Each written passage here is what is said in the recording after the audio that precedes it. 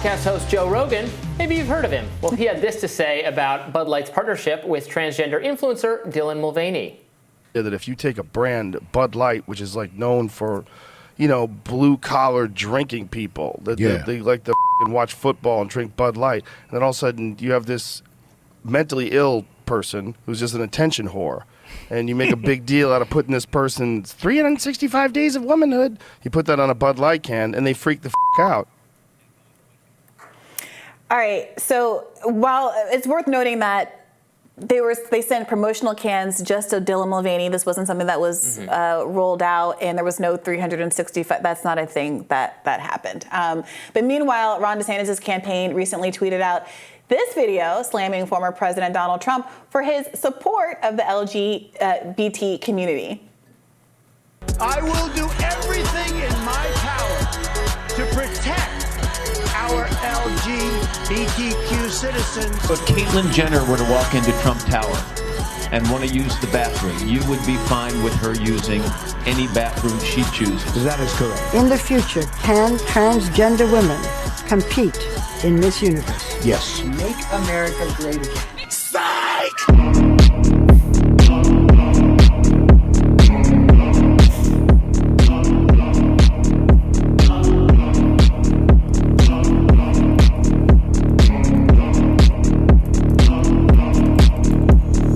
I cannot think of anything more horrifying. It really has shut down drag. Just produced some of the harshest, most draconian laws that literally threaten trans existence. Congratulations, Ron DeSantis. Mission accomplished. You win.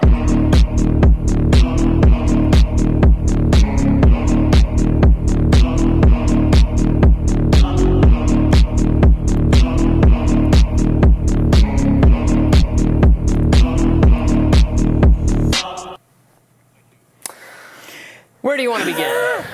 Okay, so I think the way that these things are connected is the following question.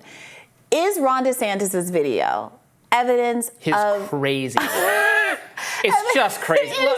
It's too online. Okay, is it evidence of the way, the fact that the right has jumped the shark on this issue? Well, I don't know that the right has jumped the shark, but Ron DeSantis is way too online. Again, this is the DeSantis war room put this out. I don't know to what extent they're affiliated with Ron DeSantis. Maybe people on their own who just like him. I don't know who this appeal. Maybe there's some incel out there who hasn't decided who they're voting for.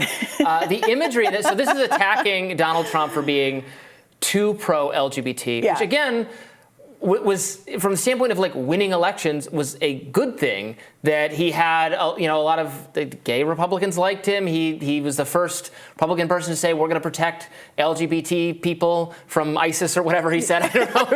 It was a big tent bringing people in thing. DeSantis, again, I don't know that DeSantis actually had anything to do with this, but whoever is supporting him putting this out is trying to position him as being like to Donald Trump's right on LGBT issues, but also the imagery in that video is crazy. I was looking for the people. So they're trying to associate DeSantis with that was Patrick Bateman from American Psycho, a serial killer. The Wolf of Wall Street guy, who's not a great guy, and Achilles, who, spoiler, is gay.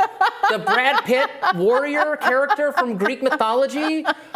Like, the final act of that is him attacking the Trojans because they killed his gay lover. Excellent points all around, Robby.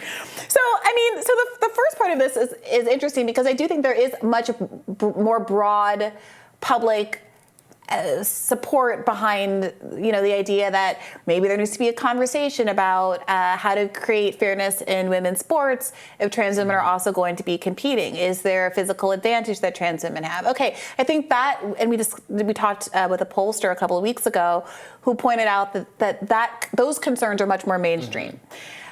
But the same way that you might argue that liberals overreach with respect to some of the more sexualized or flagrant or whatever aspects of LGBTQ performance at Pride or whatever. Frankly, or the very performative, I think the initial, some of Dylan Mulvaney's TikTok, I don't care, but people found them a little reductive. about the gender. performative girlhood aspect of it. I know people who have found that insulting. People who are not necessarily incredibly right-wing people. There was a dislike of that element of it that I think was missed by the people who pitched the Bud Light ad idea. I think that's fair. But and you can think that without being unnecessarily sure, but my cruel to point this is that individual. at the same time, there's been a lot of criticism about that and how that might be unfairly stigmatizing the core of trans equality movements, that I think most people don't think that you should be jailed for being trans, killed for being trans, attacked for being trans, denied your substantive rights, your right to vote, your right to participate in society for being trans. Now we're getting into this weird territory with this Ron DeSantis ad where I think it might be turning people off to this kind of anti-woke crusade, because we are getting into a place where the critique is like, what exactly? You're mad that Donald Trump doesn't want to hate gay people, that he doesn't want to jail gay people? Like, what is the argument here? He's too soft on gay people because he acknowledges their existence and wants to be president of them too? Like, what exactly? And I mean, he's trying to win. He's trying to win the Republican primaries, and I guess that strategy. And again, I don't know that he had anything to do with this, so it's his surrogates, I guess. But their thinking is they need to get to Trump's right on a whole bunch of issues. That's the strategy they've picked. And this is one way to do it, because he even though I think there's very little disagreement on policy here, Donald Trump is obviously not actually personally socially conservative at all. I don't believe that he really harbors any actual animus. Hey, toward YMCA LGBT. is his theme song. Right. That man's an ally. He's an LGBT icon. Is what we're getting at. Trump is camp, undeniably. But look, so I don't know. But even if you're trying to get to his right on these issues and fire up social conservatives, the religious right, et cetera, I don't know that does a video like this. Again, I don't know who this is for, other than some very online that's the people. thing. I have some sense of who this is for, because I have observed the conservatives, I think, rightly identified a vulnerability in the left's kind of pro-trans rights arguments, broadly speaking, when they decided to drill down and focus on the women's and sports issue. Because that was taking it out of the realm of gender identity and like how you wanted to express yourself, which I think it's hard for libertarians to attack, right? Like, if you believe in freedom of expression, you believe in freedom of speech, you might not agree with it, but you're gonna let people live and let live, fine.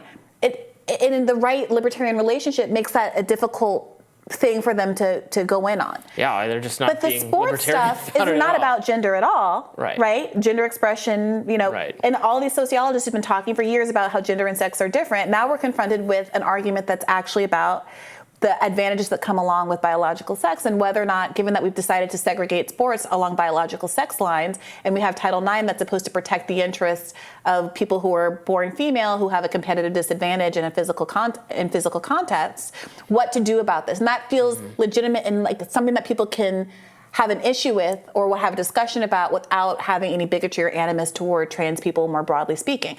Now, even that is controversial, but I think that that's the right was savvy in identifying that as a realm that they could use for attack against the left.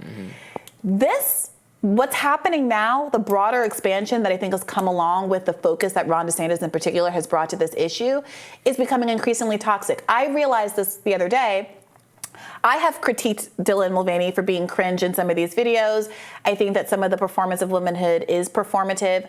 I'm not being angry at it. She's going through her own journey and coming to, terms with some stuff in a very public way. It is what it is. But she put out a video addressing some of these Bud Light controversies, and she just came off like, as a person, very genuine and warm. And I said that on the internet. Whatever you think about any of this, she seems genuine and warm. And the responses to it were violent, people advocating, calling her unsubstantiated, libelous things like a pervert and a groomer and a pedophile, completely unsubstantiated, libelous, slanderous comments that someone could prosecute if someone could sue over if they really wanted to.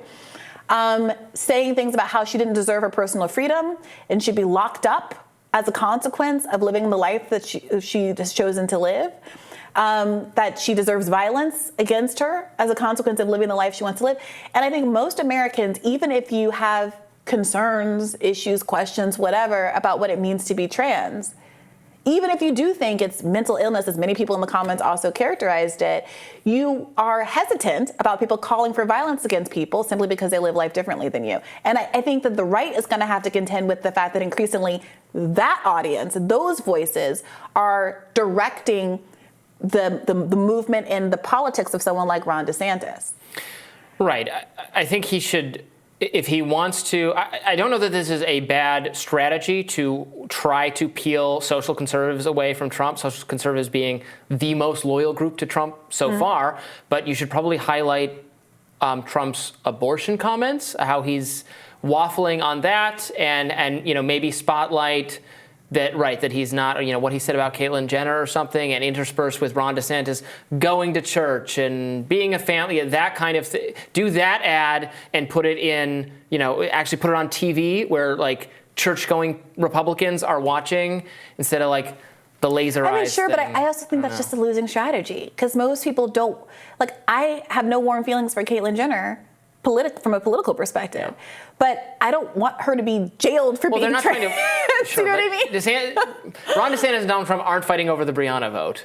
No, but that's the thing. I think that most Republicans don't want Caitlyn Jenner to be jailed for being trans. Well, they don't want her to be jailed. So what is in that video? But they don't want her to be. Many Republicans. I don't know how many, but the coalition DeSantis is trying to put together to beat Donald Trump is counting on there being enough people who think Caitlyn Jenner should not be using whatever bathroom of her choice at the Trump hotel, and that there's enough angry people about that, and Ron DeSantis can get them to vote for him and beat Trump in the primary. That's their thinking. I don't know that that's correct. Yeah. I'm just that's their strategy. A reminder in the middle of all of this is that Americans pay more for their health care than any other country for worse health outcomes, that we have something called medical bankruptcy here, where before the pandemic, 68,000 people died every year from a lack of health care, that we haven't had a raise to the minimum wage since Bush was president of the United States of America, and there are some substantive economic issues that people are struggling with. We're in the Republican primaries right now, Briahna. It'll be a different message. Who is going to fight over the I can't afford my rent vote is a question that I have.